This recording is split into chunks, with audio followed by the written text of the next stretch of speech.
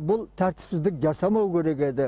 Бейбіт шеру жасау олардың конституциялық құқы ғой.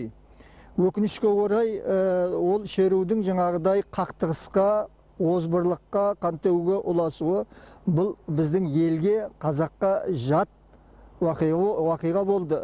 Әлем алдында біздің сол бір бізге тән емес жат көрініс жария болып кетті. Енді бұны ары қарай дамытпай, ары қарай ушықтырмай, бұны ел ақсақалдары әсіресе жастарға ақыл кеңес айтып, басу айтып, бұған сабыр айтып, тоқтату керек. Жұмыссыздық бүгін болмаса ертең жойылады.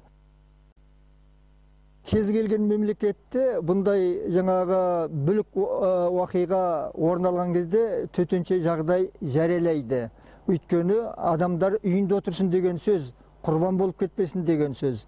Одан әрі жаңағы құрбандық көбеймесін деген сөз. Бұл мәселе тек қана дөңгелек стол басында жаңағы бейбіт келісім арқылы шешілетін мәселе. Бұл әлеуметтік мәселе, бұл саяси мәселе емес. Әлеуметтік мәселе болғаннан кейін оны біздің үкімет бүгін болмаса ертең шеше алады. Ал енді шешілмейтін нәрсе, шығын болған балдарды біз қалпына келтіре алмаймыз, оларды тірілте алмаймыз. Бұл өте өкінішті жағдай.